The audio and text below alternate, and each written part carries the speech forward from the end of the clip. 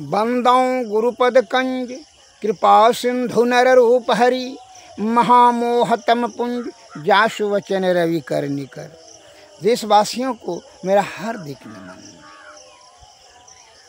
संत वाणी में एक शब्द आया है, माया मुई न मन मुआ, मर मर गया शरीर, आशा तृष्णा नाम हुई, कह गए दास कबीर। यह शरीर जीर्ण शीर्ण हो गया, मर मर के चला गया, लेकिन आशा और तृष्णा सदैव उसका जमाने रहा। माया के बंधन में पड़ कर करके यह जो है क्या हुआ, विषया आसक्त होकर के जीवात्मा जो अपना कीमती आयु को समय को बर्बाद कर दिया। उसका दुर्गति इसका हुआ। और यह मन जो है बड़ा गतिमान और चंचलमान, बड़ा नीचे की ओर इसका जाने का प्रवृत्ति है। विषय को प्रवर्धन करने के लिए मन ही जो है बलवान है। इसीलिए मनुष्य क्यों कहा जाता है मनोजोड़ आयुष, अर्थात मन की बड़ी प्रबलता है। मन जो जो कहता है वही कहता है, और मन का गति हमेशा है विषय की ओर जाएगा। इसके लिए आप मन पर पहले नियंत्रण कीजिए, मन के मते न चलिए। मनमा है बड़ा बरजोर, बहुत बलवान है। वो विषय की ओर लोभ मोह मद अहंकार तृष्णा भय क्रोध ईर्षा काम में सर, ये सभी उत्पन्न करने वाला मन ही है। ये जो है मन विषय का जो है ना, ये राजा है, संचालन करता है। इसी के चक्कर में रहते हैं। इसी की श्रेष्ठता देना बंद कर दीजिए। आप चित्तवृत्ति को और बुद्धि से कार्य कीजिए, तभी। अगर चित्तवृत्ति और बुद्धि से नहीं हो तो मन तो आपको जो है ना, ये 84 लाख जीवन में जो है यही तो भटकाने का सबसे बड़ा जो है, इसी का तो लंबा हाथ है। इसलिए अनादिकाल से बता रहे हैं कि मन बड़ा बेईमान है, बड़ा गतिमान है, बड़ा चंचलवान है, बड़ा शैतान है। मन हमेशा नीचे की ओर ले जाने वाला अधपतन, ये जीवात्मा को हमेशा जो है विषय में ही ओर धकेलेगा। ये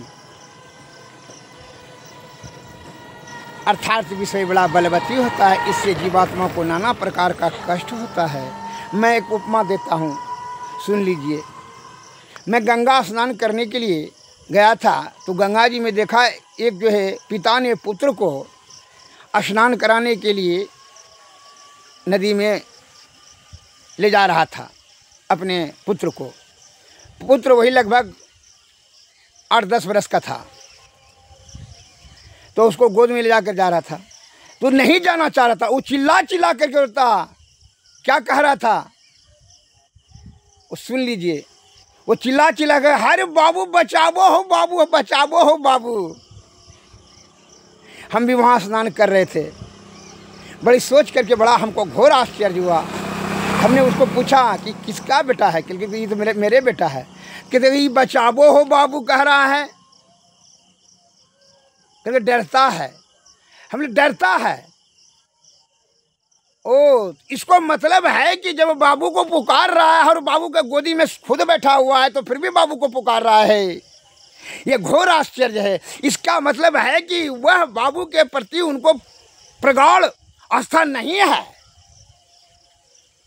क्योंकि रक्षा के लिए बाबू को पुकार रहा है। और जबकि वो स्वयं उसको यदि पूर्ण आस्था रहता, पूर्ण भरोसा रहता, तो वो तो समझ ही रहता है कि बाबू हमारा तो सुरक्षा करिए रहा है, कमा के खिलाइए रहा है, या स्नान कराने के लिए तन को साफ करने के लिए यहाँ लाया है। उसको इतना सूझ काम नहीं कर रहा, वो चिल्ला रहा है, भय से चिल्ला रहा है कि बचावो हो बाबू। मैंने क्या उसको लगता है कि बाबू ने उसको डुबा करके मार देगा।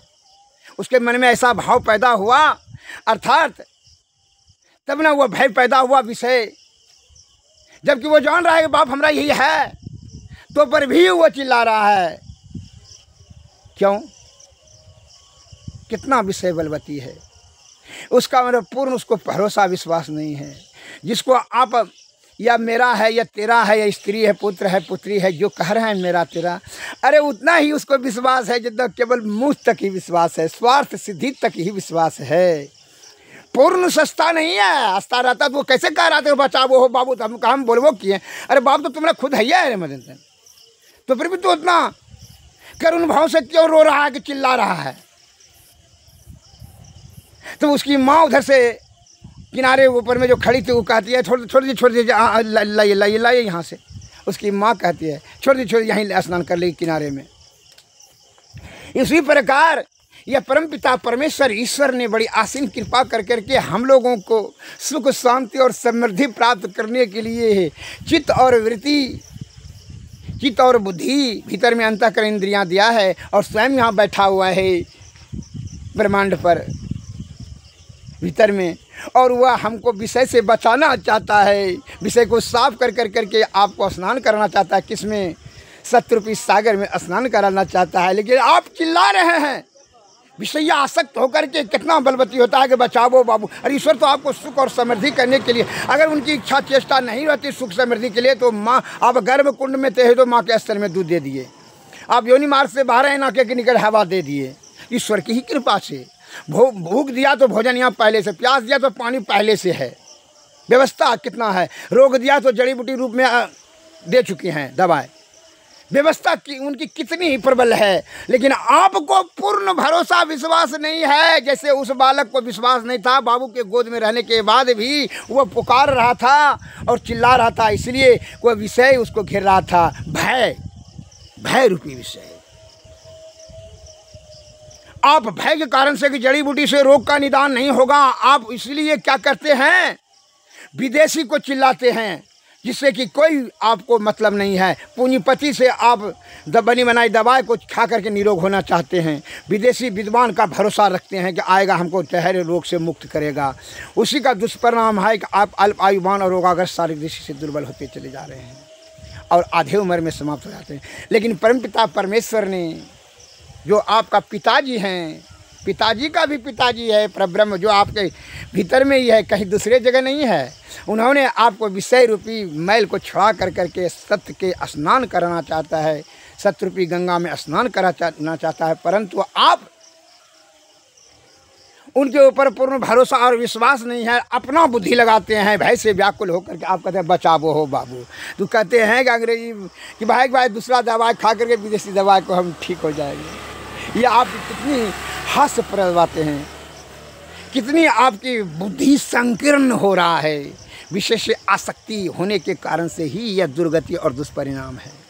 आता है हमारे देश के प्यारे सज्जनों, हमारे परमपिता परमेश्वर ने हमारे सुख और समृद्धि और शांति के लिए, स्वस्थवान, निरोगवान, आरोग्यवान होने के लिए अद्भुत और चमत्कारिक औषधि, अनमोल रतन सब दे चुकी हैं। लेकिन हम लोग पूर्ण भरोसा और विश्वास के साथ अमल नहीं कर पाते हैं और व्यर्थ में जो है पुकारते रहते हैं कि बचाओ हो डॉक्टर साहब।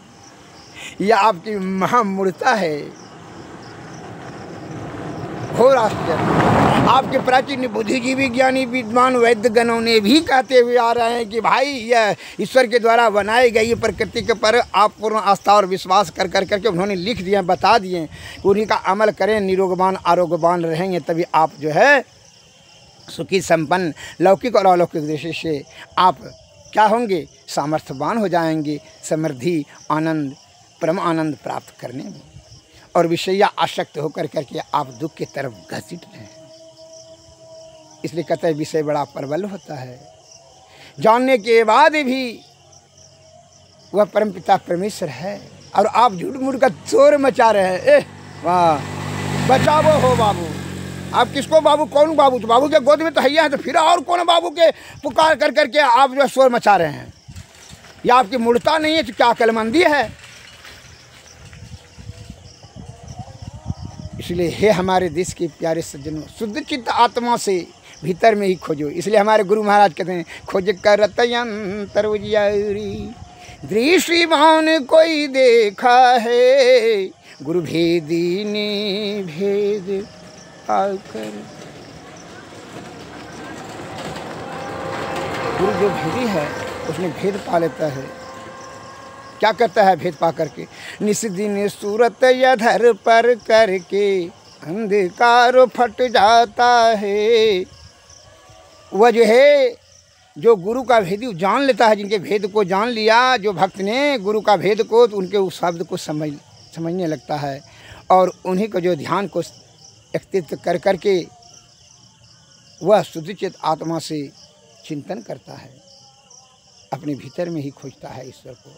यत्र तत्र खोज कर अपना समय बर्बाद नहीं करता है।